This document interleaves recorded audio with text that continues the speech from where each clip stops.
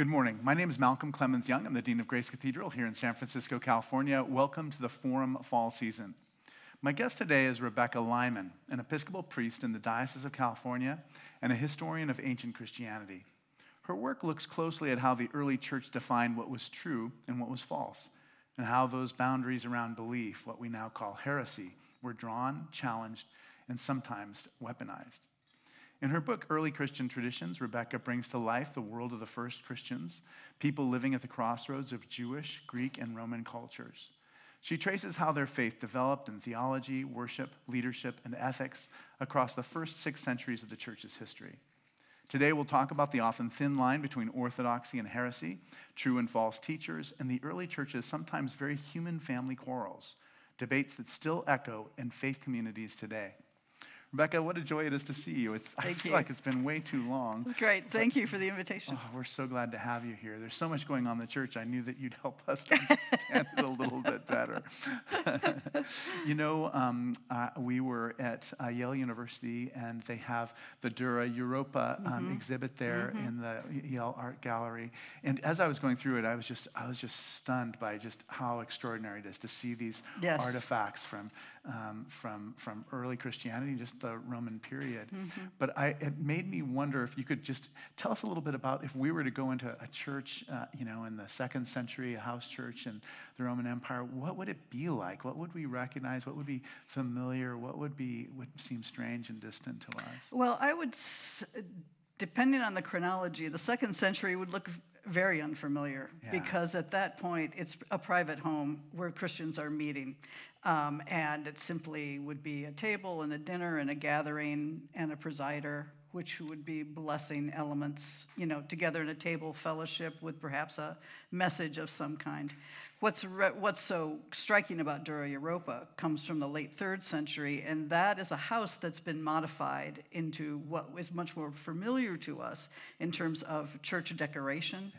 The murals of the Good Shepherd, the Samaritan woman, the kind of modification toward a church hall in terms of a specific gathering place. And that shows the difference between the expansion of Christianity from the 2nd to the 3rd century.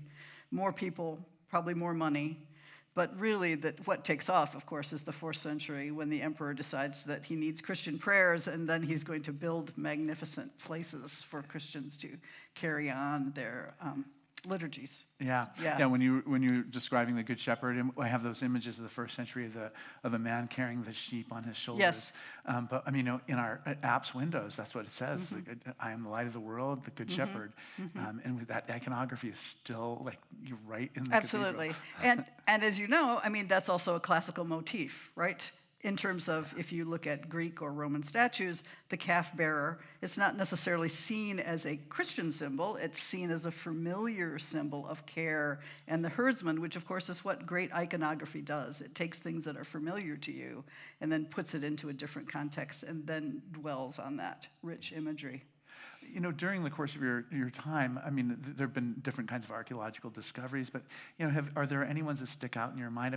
Obviously you're working on different projects now, but archaeological discoveries that changed kind of how we look at Christianity? I think, part of I'm really interested before the emperor gets in the church. I'm kind of interested in the Wild West first 3 centuries. That's great. Once you get more bishops and more order, I find it less inspirational, shall I say, in terms of my interests. So the problem with the first 3 centuries is you're just not going to have much to find archaeologically, because people are not that distinctive. You're going to find more evidence of synagogues. You can find a little Christian, perhaps martyrium or a gathering place, but you're not going to be finding that physical remains within that. So I would almost say what's been really exciting is really the textual discoveries, the papyrology things, the Dead Sea Scrolls that came out and things that they're always turning up in Egypt. And it's interesting because they come from trash heaps because paper's so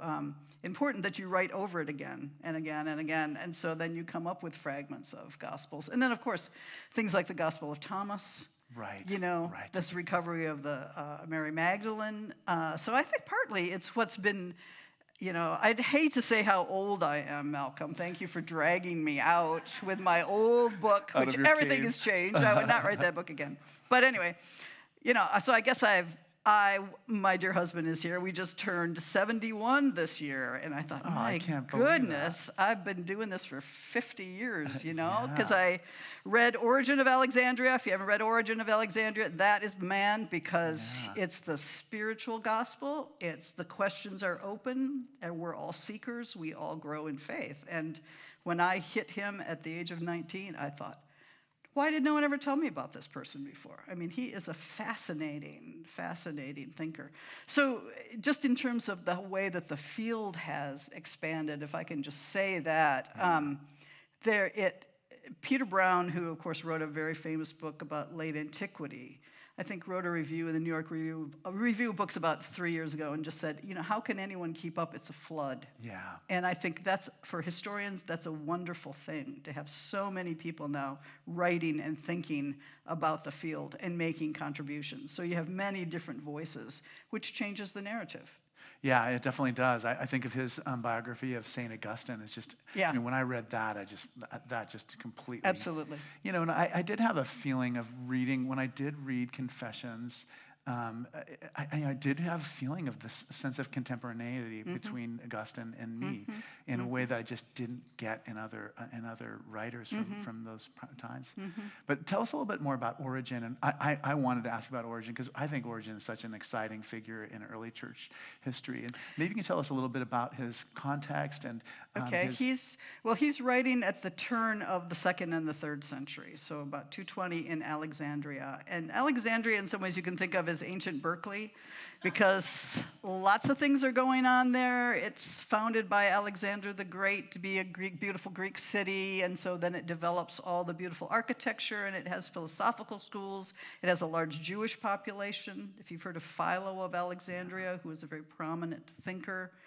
And so it is a place with a lot of cultural interactions, which one of the things that's changed in 50 years is we don't talk about syncretism in a negative way. Yeah, right, that's true. We now call it hybridity. Yeah. Do you like that distinction? Yeah. Because it wants to say we all live in a world of different currents, and we receive them, and we work with them, that reception of different things, so that you no longer say, oh, this is Hellenized, and therefore it's not Christian. You understand it's Christianity growing up in different contexts. So Christianity in Alexandria reflects, as Berkeley does, diversity of population. Egyptians, African from southern Africa, Greeks, Romans, lots of scholarship. There's the Library of Alexandria, which is a huge center of scribal activity and creation of manuscripts. So for Origen, one of the major issues is what is the text of the Bible? He's arguing with Jewish colleagues who are saying, well, your text is wrong. So he sets out one of the first sort of textual comparative of tables with various translations of the Septuagint and other things, just to argue that these are the words that the text actually says. And then there's an argument about, well, at that point in Scripture, allegorical exegesis is a very popular thing, that truth is hidden in literary forms, that you want to, that it can't be revealed directly to the naked eye. Abraham stands for something else, and Isaac stands for Christ. And so you're reading the Bible both in allegorical and typological ways, which Origen does a lot of that. But I think what I love about Origen, when he's a young man, he writes a book called On First Principles, and he sets out and says, okay, these are things the apostles have taught that's all settled. And then you can see him start to smile. But these are the other things that no one can explain. Yes. And I'm going to make an attempt at this. And one of the most endearing things is he'll write, what's the origin of the soul? What are the references to the incarnation of Christ? And at the end of it, he will always say, if anyone can explain this better, I'm willing to listen. This is my attempt. Which I think theology should exactly be that. There should be this humility that I'm trying to explore and explain, but it's a dialogue. It's a relation between yourself and your culture and God. And the second thing about Origen is he has this lovely idea that when you encounter Scripture, you are encountering the Word. Jesus, the Spirit, who is speaking to you through the text. So the text is a living text to you.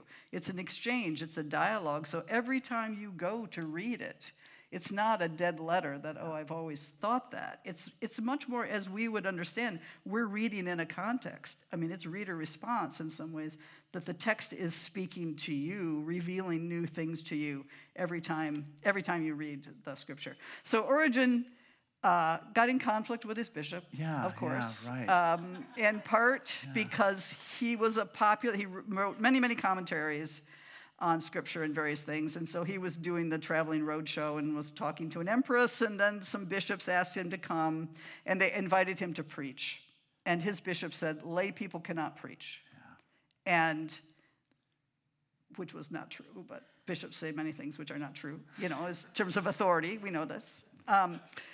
So then his friend said, well, okay, then we'll ordain you, and then you can do what you need to do. Well, of course, that made the bishop even more angry in Alexandria, that there would be this illegal, ordination of Origen. And so the bishop excommunicated him, which at this point was not a hardship, because before the 4th century, when you have stronger bishops backed by imperial power, if you were condemned, sometimes you just open another church down the street, which I'm from the Midwest, and there's always 5 Baptist churches, and there's the first, the second, the third. So you just open another church, or what Origen did was just move to a different place. He just went to Caesarea to be with another bishop, and then maintained his school and continued to write and continued to do his work. And eventually there's a persecution in 250, and he's tortured as a part of that. And so they think he died as a result of that. Yeah, exactly. Yeah. So a martyr. I think of him in his allegorical approach to Scripture too, and I just think it's such an antidote to, I think, some of the narrowness of scriptural interpretation that we see in our own time, of just, this literal approach where, well, if it says 6 days in Genesis, then it's, I almost don't know what to do with people who talk like that, because it's such the Bible can mean so much more, and I think that Origen stands for that. And I think it's fundamentalism is a 19th century movement, exactly. And it's kind of a pseudoscientific, that you want to give it so much authority. Every word, has to have this deep set meaning, which is, when I was teaching over at the seminary, people who were going to be ordained in the Episcopal Church, and I had so many conversations with people looking at the ordination vows, one of which is, I believe Scripture contains everything necessary for salvation. Yeah. And people would be like, well, I don't want to give Scripture that much authority. And I said, well, when they were doing this in the Reformation, what they were trying to save you from was a lot of doctrine. Yeah, exactly. They were trying to simplify it. Right. Because Scripture at that time was seen as varied and, a huge roomy house of many houses. Yeah, it's interesting now that you're talking about it. I'm thinking, just because all this is so fresh, because I reread it this week, but I'm thinking a lot about the Nicene controversies and the controversies about the nature of Jesus and the nature of the Trinity, and how much do you rely on biblical language for those descriptions, and how much do you use a Greek philosophical language? Well, I think the blend of it is always that, of course, you're drawing on Scripture, but Scripture is not necessarily straightforward. Scripture's not written to be theology, it's story, and Paul's letters have beautiful passages, but they're not necessarily consistent. And when you get to theologians who want to construct something coherent, then, of course, taking these things out of context to bring them into your discussion is part of the way that you feel Scripture is not being respected, that the coherence of the doctrine which develops is seen as more important.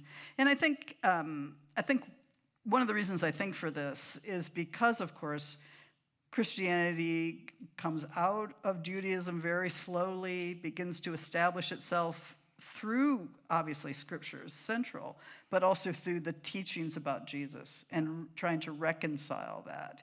And the fact that Christianity becomes so portable through the missionaries, it goes from place to place, and the thing that unites it is the teaching, you see? And so then that puts pressure on what's false teaching, what's true teaching, simply because in ancient religion, you worship in a certain place. The God appears to you in a place. It's a sacred grove. It's a temple. It's very much linked to a physical place in a way that Christianity is not. Yeah. It's more like a philosophy in some ways that's teaching in various places. So I think that's what creates all these disputes. All that literature about I'm right, you're wrong, your mother wears army boots. I mean, just this really very disheartening to read what Christians want to say about each other. Yeah, it did make me wonder, like, what's the difference between the church at Alexandria and the church in Jerusalem, the church in all these, Constantinople, all these different cities, and how what were the unique charisms of these different places?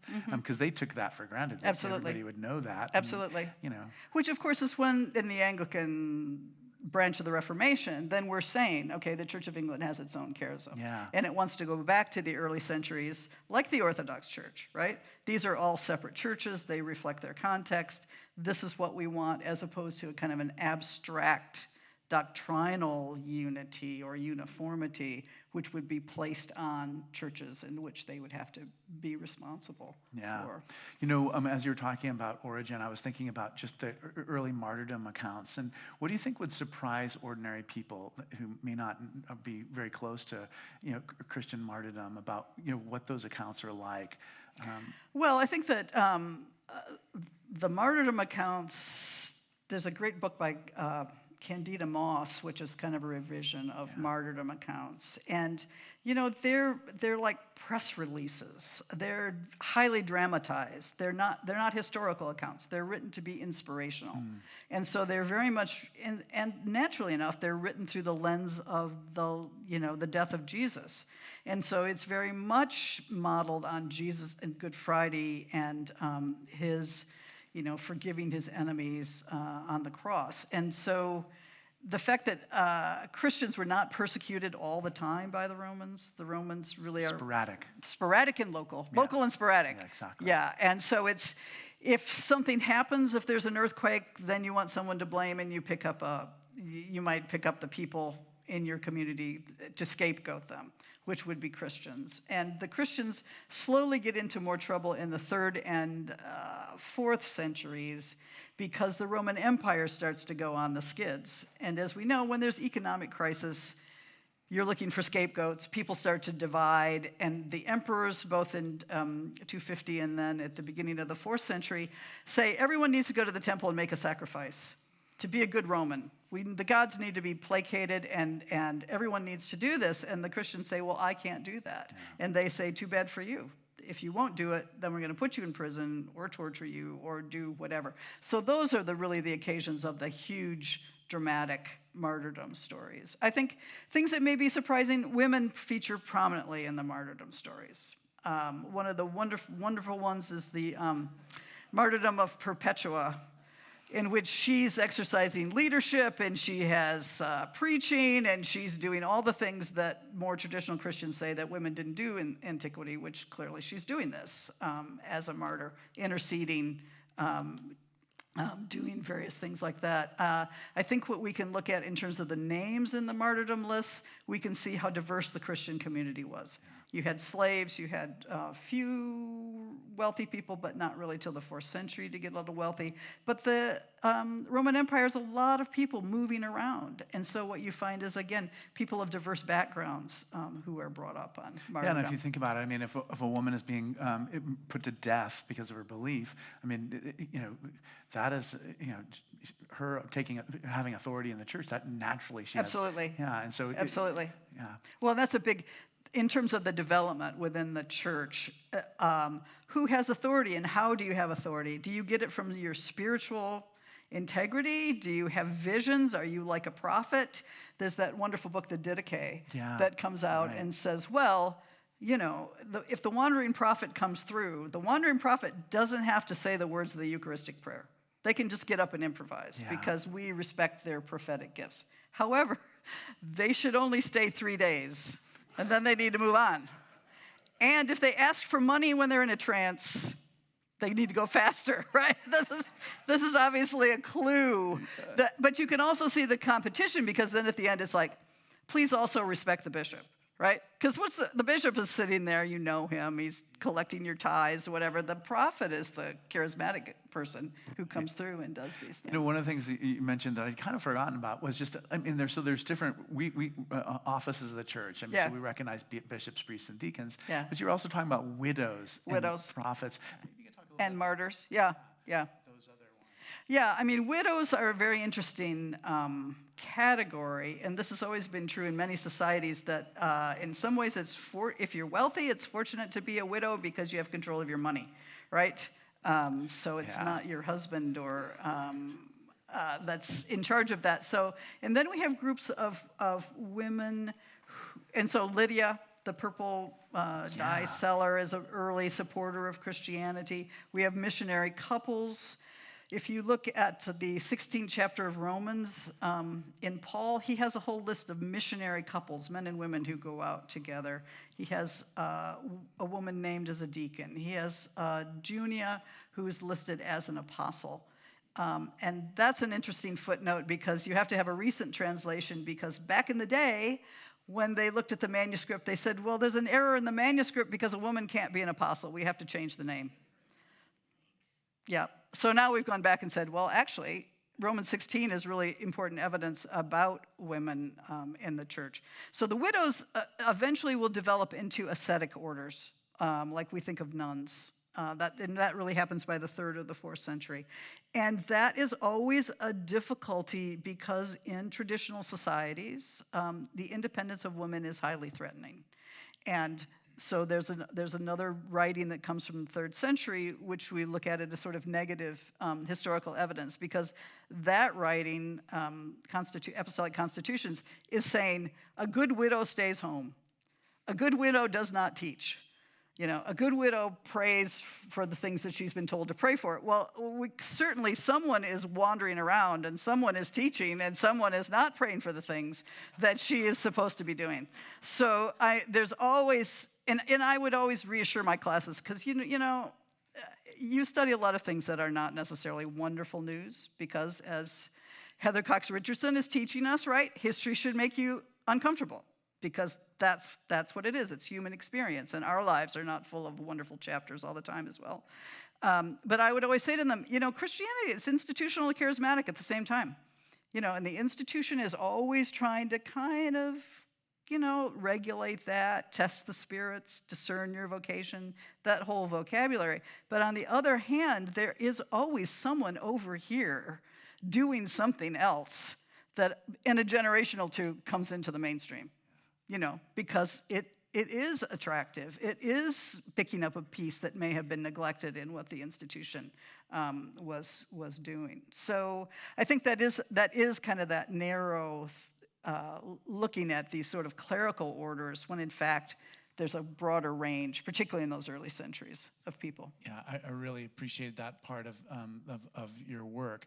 I wonder if you can talk a little bit about just like the role of the bishop in particular. How's that changed, over the time periods that you study? Well, I think that one thing about ancient Christianity is that it comes out of Judaism, so it's using the vocabulary presbyter, elder, is what it uses really predominantly in those early centuries. And episkopos comes out of Timothy in the New Testament, which is a household overseer who is the administrator, who looks over things.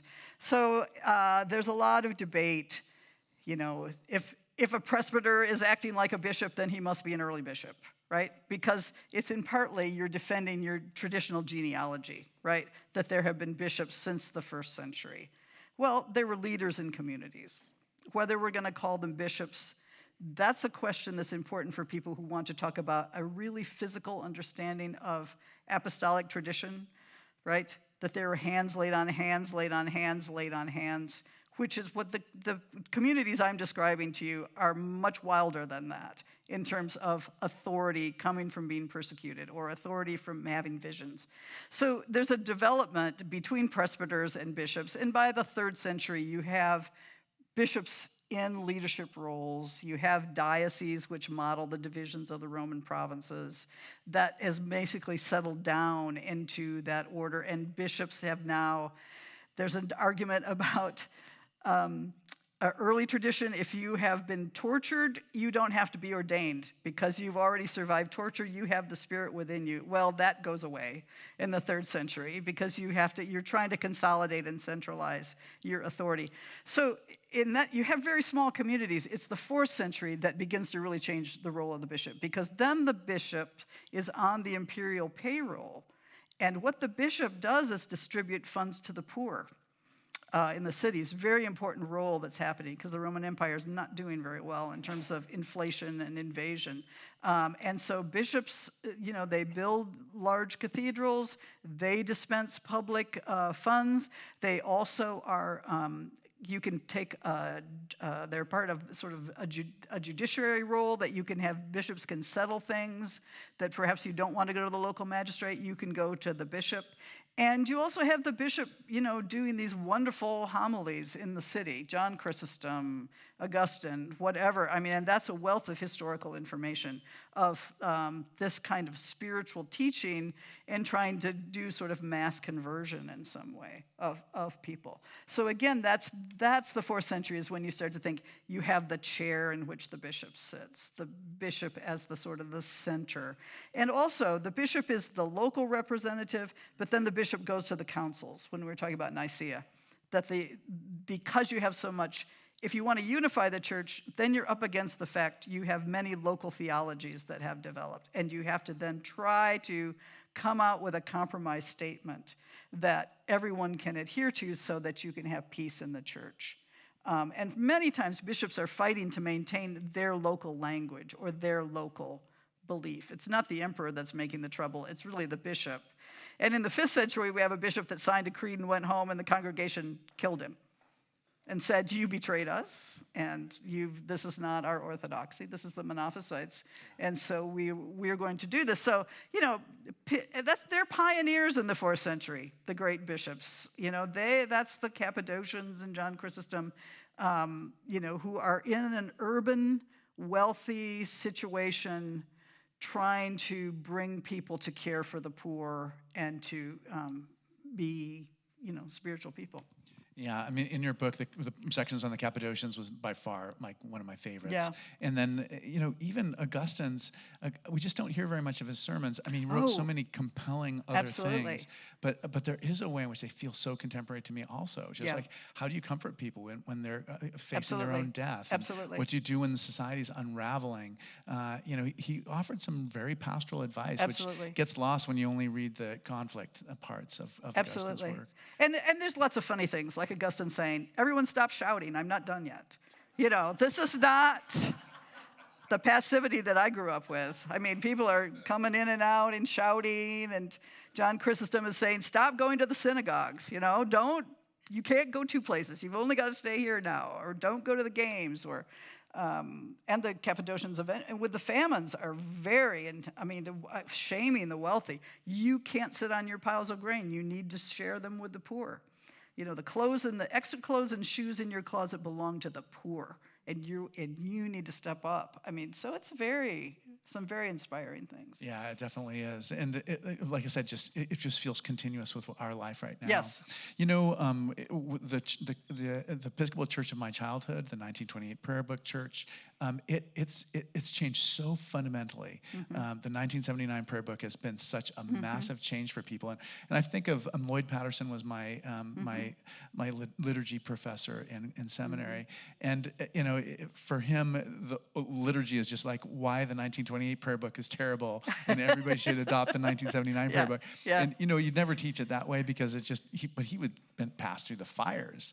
But I wonder if you can talk a little bit about how much early church history really informed the changes that we made in the 1979 Prayer Book and just our ethos. Absolutely. I mean, and part of that comes out of the ecumenical movement after World War II. And so that there's a real, obviously, so many institutions were built after World War II to try to achieve unity and peace and reconciliation. And so I'm not old enough to remember when you could not go into a Catholic church or that you simply did not ever go to other churches. So that in the late 50s, early 60s, part of that unity is really pressed through liturgy. You're wanting to say we may think differently, but we can pray together. And if we look back at ancient liturgies, this is the shape they have, that in some ways much cleaner than the 28 prayer book as what we have in the 76 prayer book in terms of the prayers, and wanting to have some more unity in terms of that shape and Eucharistic center, which changed the Episcopal Church from morning prayer right into the daily Eucharist. So it's so you're looking back at certain sources like Hippolytus, in the 2nd century, who has a liturgy and has a whatever, but that's just Hippolytus. That does not tell us what they're doing in Alexandria. Yeah, that's part of your problem, is that you've got a few pieces of evidence. You say, this is what they did in the 2nd century. Well, they did that in Rome. We have evidence of that, but we're not clear where else they did that. Yeah, that's why, the potential for discovering new things Absolutely. is just so rich. Yeah, absolutely. But it is, you're right, it's a much simpler world. And, the first churches I served, I would do communion once a month. Yeah. And it meant that I was preaching much longer sermons for Yes. morning prayer and much shorter Yes. sermons on Yes. Eucharistic Sundays. But Yes. yeah, but so even how we hear the word, like how much focus there is on the liturgy of the word is just changed. That's absolutely right. Well, I grew up Methodist, so that's partly my fascination with this period, is that I grew up really in a non-dogmatic form of Christianity. It's the cousin that was kicked out by the Anglicans, the Methodist Church, and so the liturgy has some echoes of that. But I just was, I started reading I'm a preacher's kid, started reading my dad's library when I was 15, and here was theology. I was like, oh my goodness, there's more than social justice in raw experience. There's this coherence. And I found that fascinating. And so because I had never heard of orthodoxy, the history of it was just, wow, isn't this interesting? What are these people up to? Why are they fighting? Why is it important? Can you have a unity in the way that you would think about this? But I have to tell this great story because I don't know how many cradle Episcopalians are here. But of course, I'm going home lecturing my dear mother on the inadequacies of Methodist Eucharistic doctrine, right? My mother, who was basically, she looked like a church lady. She had a mind like a steel trap. She was not to be pushed around. And so when I explained all this lovely Eucharistic stuff, she said, well, that's what I've always thought. So much for that. So much for, enlightening my mother. So, which again shows you the fascinating thing about religion is here's the official discourse. Here's the experience underneath it. Here's what we hear sometimes. That's not even what was said here. Or here's the encounter with God that we have in other places that come back into it. And so that, to me, is one of the best things that's happened, is that acceptance and that broadening of spiritual experience and how God is encountered everywhere. Yeah, and one of the things I think is just extraordinary is, so you go up to here upstairs, and you'll hear a hymn from the 2nd century. Mm-hmm. We'll say a creed from the 4th mm-hmm. century. Mm-hmm. We'll repeat collects that were written in the 16th century.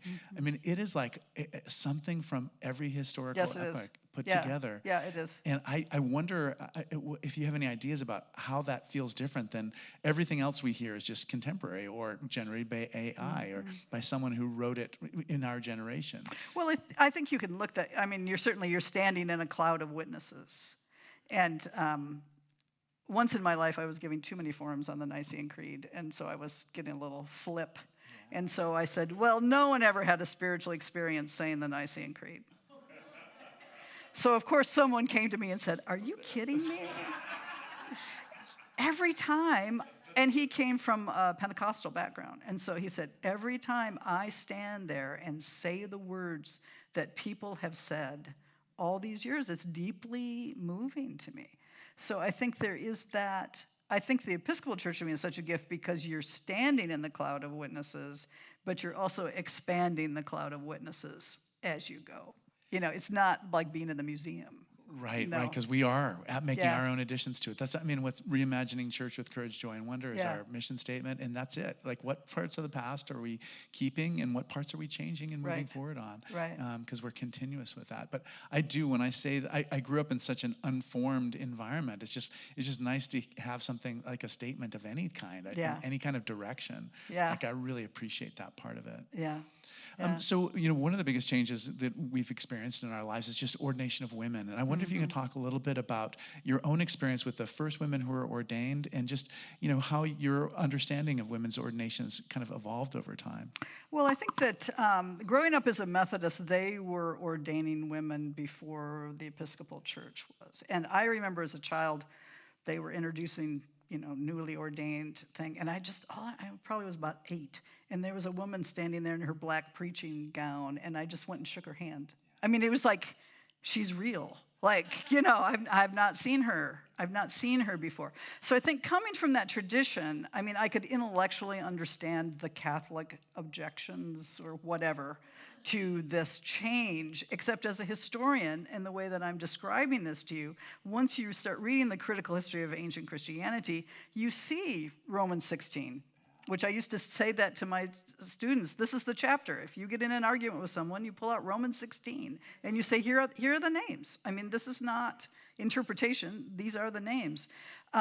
So I think what you see is now, think how many women bishops we have. We have an Archbishop of Canterbury who's a woman. I found that to be really wonderful, really wonderful.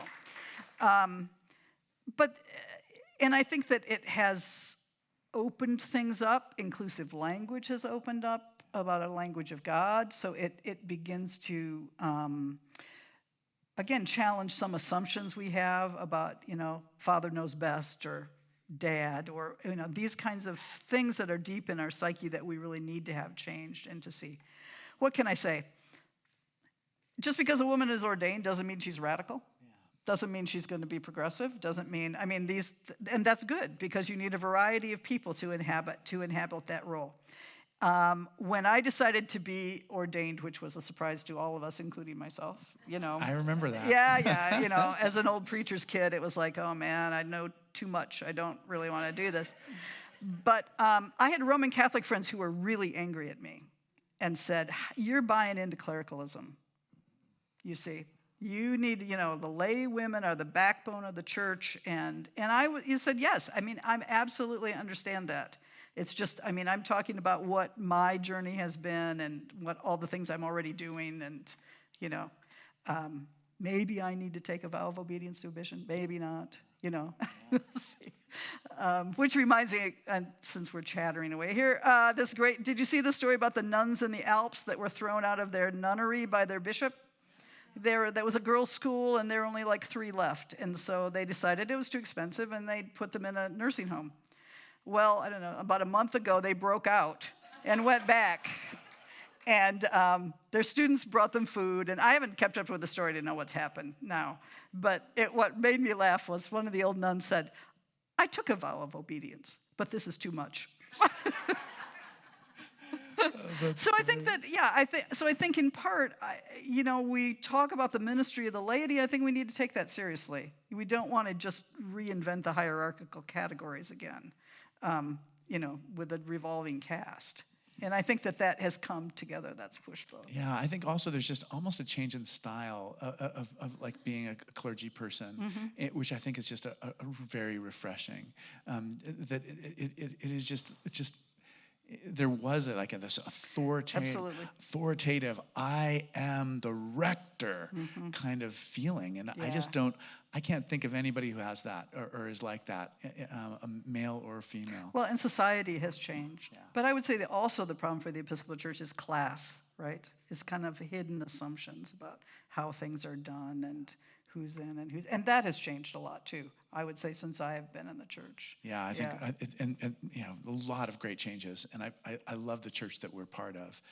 I feel very grateful for it. I just think it's the society at large just absolutely needs places and like the presiding bishop has provided some very good leadership on transparency issues, and then also in terms of the current crisis in the United States of just saying we're followers of Jesus. This is what we do, and which I think is very a change from the establishment church at prayer, the established church at prayer. Yeah, and I just think too, just like where else in society are people? We didn't invite these people to come to Grace Cathedral. I mean, God brought them in some way. But what other setting is like that, where you didn't pay your admissions ticket, you didn't, you weren't invited because you're on the special list, like somewhere that's really open in part of the public square, for better and for worse. I mean, it's extraordinary to me the people that are gathering here. Incredibly important people, and thoughtful, and then weird people too, and we all are kind of all one, So I appreciate that. And that is, and that is the thing of community. I think, which when we're losing mainline Christianity in the United States, it's the community of different people that mix together that you may not know. You may not know them in your social or professional circle, which is really important. And arguments I've had with people online about nature is my place where I find God, nature is very important to me, very, very important to me. And I'd say, yeah, that's true, except I need a community of accountability. When I'm on my hike, I can get into my own great groovy vision, but that's not necessarily where the rubber meets the road in terms of spiritual progress. That's so true. And I just think of how impoverished my life would be without these people that God literally brought into my life. Absolutely. They weren't screened or vetted or, I mean, it's kind of an openness, and it is kind of scary for people when they're not used to it. But, I wonder if you could talk a little bit about Church Divinity School of the Pacific, just kind of like where it's been and kind of what's going on next. And I guess my interest in this is I think that the cathedral had one sort of meeting in 1975 when there was a vibrant seminary in Berkeley, and it has a different set of responsibilities in a world where that seminary, you can't take that for granted anymore. Yeah.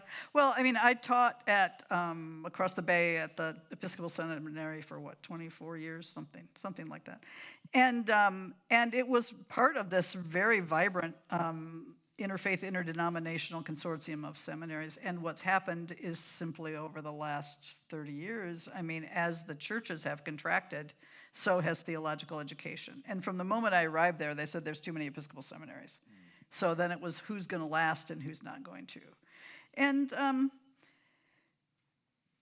what was wonderful about that place was that it was a genuine ecumenical education. So when I taught history, I had Catholics and Lutherans, and I love my Unitarian students because they didn't have to take it, so they just loved it, I love the Unitarians too. I have such a warm spot in my heart for Unitarians. The student sent me this picture of her church newsletter as a Unitarian, how I discovered history. And it was like she was giving her testimony about, and I felt very proud. It was great that she said that. But anyway, so whenever you would have these discussions, particularly about the Reformation, you would have someone that would say, no, I don't understand it that way. When you have diverse people there, they're not going to let you generalize about a Catholic or a Lutheran or about this or about that. And those are really rich conversations, really wonderfully rich conversations.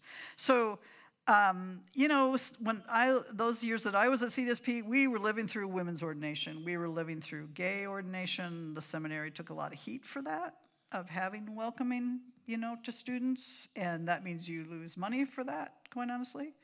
And so that just was this kind of attrition, both in terms of the church and then also in the seminary. So to me, it's very sad that kind of vibrant physical place is no longer thriving. Yeah, I feel exactly the same way, and even at every level. So the loss of the seminary, the loss of the Graduate Theological Union, and it does make me think, what do we need to do on the West Coast to make sure that theological education is available to people? Absolutely. So that's definitely part of the cathedral mission for sure. Yeah. Earlier we mentioned Sarah Mullally getting chosen to be the next Archbishop of Canterbury.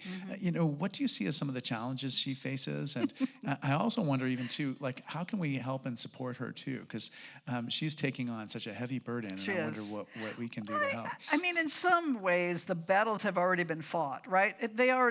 We already split over sexuality and over women's ordination. That happened a while ago. Those were painful years of going through. And the way that, to me, the American church was kind of the scapegoating for that. And they never could understand that we elect our bishops, they're not appointed. It used to drive me crazy about Gene Robinson. Yeah, and same with me. Rowan Williams would say, well, who was appointed bishop? And I'm like, you're a brilliant man. I think you can understand that we elect, and that he was respected by the people. Exactly. And they the people elected him knew bishop. him. He was their canon of the ordinary. Absolutely. And they chose someone that Absolutely. was part of their family. Absolutely. So this idea that this is some kind of a political move, which is always the case. I had a very conservative friend of mine who's moved all across the spectrum, and he said to me once, just tell me, was your ordination a political move? And I just, it was like, well, if it was, I wouldn't tell you. I mean, it was like, but just that idea that there is this, there's always politics behind it. I mean, there's some other reason as opposed to that kind of thing. So I think that shows that the Church of England has kind of moved on, and they are now going to have to clean up this kind of awkward compromise they've had about women clergy. They instituted flying bishops, that if you didn't like your woman bishop, you could have this other pastoral care, which violates the canon of Nicaea. I mean, it's just ridiculous. So I think I think the Church of England has a lot of problems in terms of, 3% of the people attend church. But I think the divisions have already happened. I can't see that there's going to be much. Yeah, that's helpful. One of the traditions we have on the forum is we take questions from the audience. So if you have questions, Rebecca's gathering all those together today. One of the people you mentioned in the book is Thomas Cranmer. Mm-hmm. I wonder if you can talk a little bit about what impact he had on our faith, and then also, in what ways was he drawing from his own knowledge of early church history? Well, I think one of the attractive things for me when I was looking around was the high tradition of patristic study, early church study in the Anglican Communion, because they're looking to justify, they want to go back, which is what the Renaissance is, what the Reformation is. I want to clear out the medieval rubble or whatever and go back to what's called the purer, earlier time, which that itself is problematic. But you're looking for a different source of authority that is not based in Rome. You're looking for local autonomous churches, and that's why you go back to that early period of time. And Cranmer is part of that. Reformation, biblical, ancient Christianity study that finds it very lively and is very refreshing, and you want to then dismantle in some ways a lot of the medieval hierarchies that were there and create the voice of the people, within the liturgy that Cranmer certainly brings into that. That's definitely true. So we have our questions. We have a few of them. The first is, and I was thinking this question too, but not quite in the same way. So this person has just read Augustine the African, the latest book, and wonders how Augustine got so much credibility in the church. Like, why is Augustine such an important figure? Augustine is such an important figure because, he was a brilliant man. I mean, he was a brilliant person who wrote a great deal, and he wrote in Latin. And when the church separated, when the Roman Empire got into heavy weather with the migrating tribal peoples and the Western Empire collapsed, the literature that is going to be accessible to you is in Latin. Greek doesn't really come back in until later in the medieval period with refugees from Constantinople. So in part, the East has the Cappadocians, it has John Chrysostom, it has a livelier sort of intellectual life than the Western part of the empire. So I don't want to discount at all Augustine's brilliance, but Augustine also is the giant in Latin theology at this time. He's written so many things, written beautifully, beautiful rhetoric, beautiful expression. All his theology I would not go with, but I mean, he's thinking these things through. I think that that's the interesting thing too about Augustine is, that's African theology, right? When I'm talking about Alexandria and Carthage, those are the real centers, and we kind of suppress that. We don't talk of them as African, which I think is a good thing to recover. Yeah. So another question, something I also wanted to talk about earlier, is what do the Gnostics have to say to us today? Because that is a huge change also. Right. As you know, the Gnostics is a pejorative term to group people that were disagreed with. So it's like now we're hearing leftists, right, or Antifa, It's kind of a created category that you can attack with characteristics. There's a great book like called Methodist too. Yeah. So there's a great book, Rethinking Gnosticism, which just goes through all the charges and shows how they didn't think that, right? So it's another Christian group who is interested in direct revelation, interested in charismatic experience, is working on the problem that Augustine's working on. Why isn't everybody saved? How are people saved? If I'm saved, am I only one of a few? How does divine will work? So they're going to call it illumination. So I think that's, to me, it's always interesting to read other Christians and how they think about things. And I want to give a plug for a new book that's just come out by Paula Fredrickson, who is both a Jewish scholar and also in ancient Christianity. And she's written a new short book called Ancient Christianities, with an S on the end. And she's written it to replace Henry Chadwick's little book, The Early Church. And it's just beautiful distillation of everything that's changed so much in the field, particularly in terms of the long interaction of Judaism and Christianity that happened. So, that sounds fascinating. I can't wait to read that just because it's excellent. Yeah. What could we bring forward from the early church today to deepen our experience of Christ? Please... Not female martyrs. No, not female martyrs. Not the female. Don't bring the female. Yeah, I saw you out there all going, well, what do you expect? Of course. Who goes to the arena first, right? Push them out there, right? Let's go. I think it's very, if you pick up a copy of like early Christian writings that would have a mixture of, martyrdom or prayers or whatever, they are beautifully intense and Christ-focused, quite honestly, because that's the identity. That's what separates you from the pagans and the Jews, is the example of Christ, the following of Christ, this revelation of Christ, that God has taken flesh and is available to you, immediately available to you, without a lot of dogmatic questions that you have to answer or whatever. So I think a lot of those early writings and meditations are beautiful. I mean, we talked about the Gnostics. Irenaeus of Lyon, he has the apostolic teachings, and his view is that Adam and Eve were children in the garden, and God meant them to grow up. And unfortunately, the devil kind of derailed them a little bit, but that's okay, because we're all just growing up. So it's a very different idea of the fall. It's not like Milton or Augustine, huge calamity.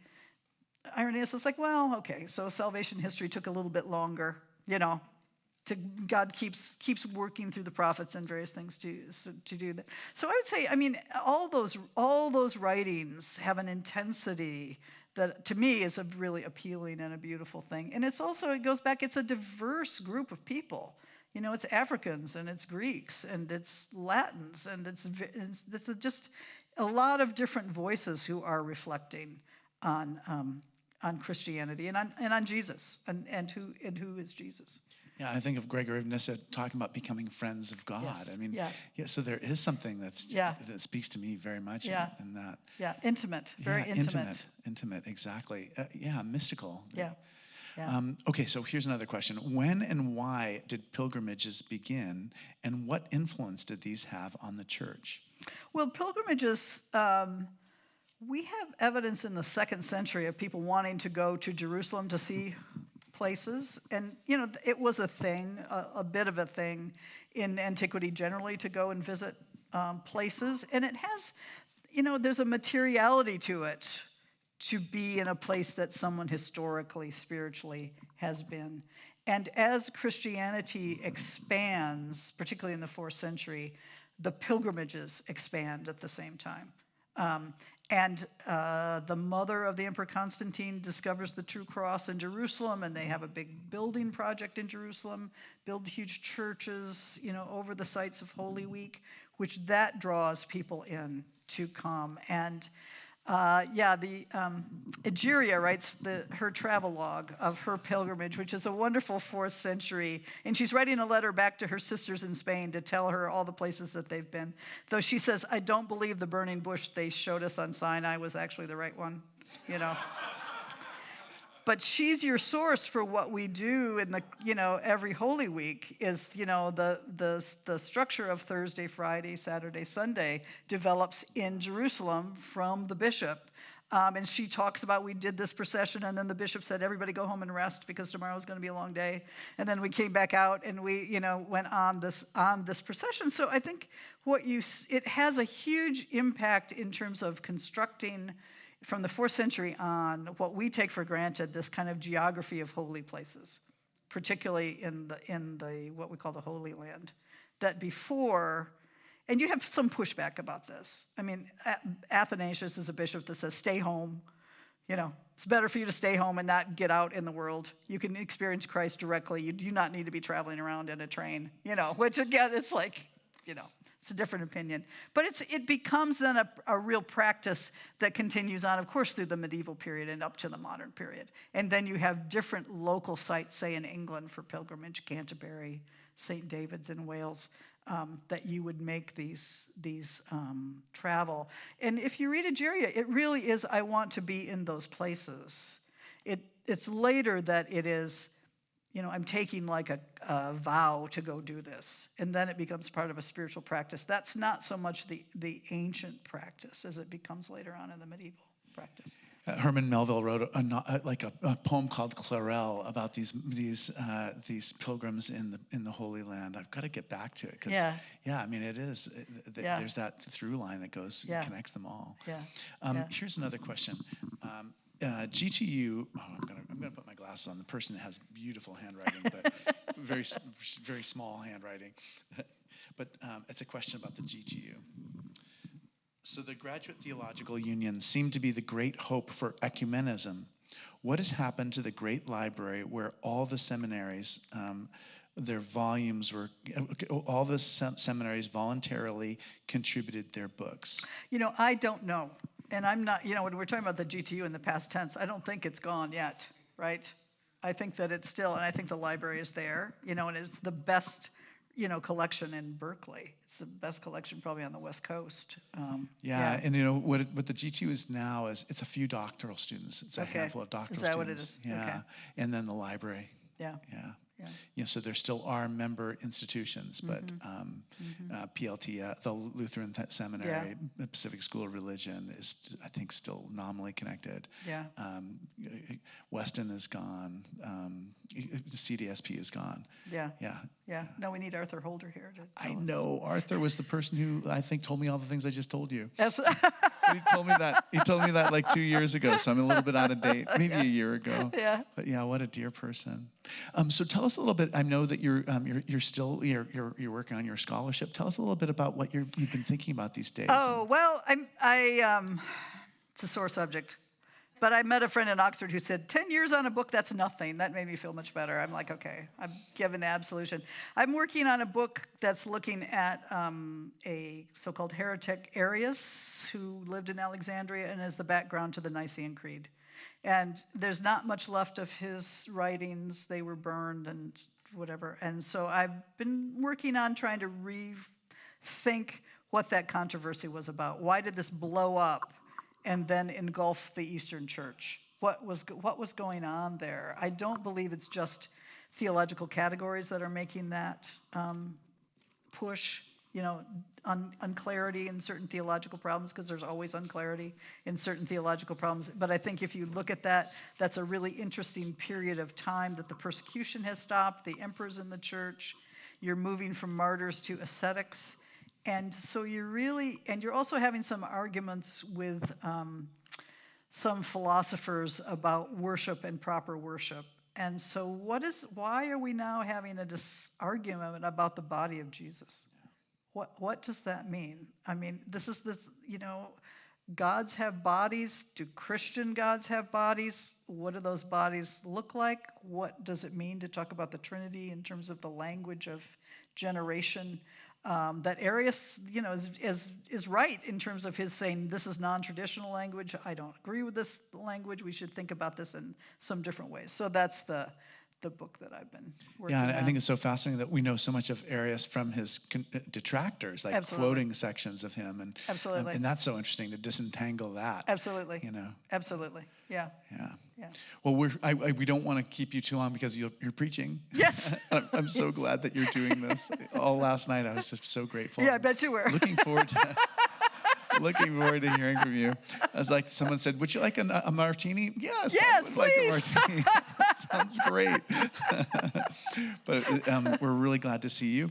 Next week, we're going to be having the final forum for the fall season. My guest will be Jenny Odell. She's an artist and a best-selling author. We'll be talking about her book, How to Do Nothing, and arriving at more meaningful understandings of human happiness and progress. I encourage you to buy Rebecca's book available in the back. She's very humble about it, but it's very helpful for all of us just to remind us what the early church was like. I mean, this is the time when liturgy was invented, the orders of the ministry were invented, the idea of scripture was invented, the idea of orthodoxy. All these things, we take them for granted, but someone had to think of them. Mm-hmm. They had to migrate from other religious thought, and Rebecca does a great job of explaining how that all comes to be. So you're welcome to join us to hear Rebecca preach this morning, and we're so grateful. Thank you again, Rebecca. Thank you.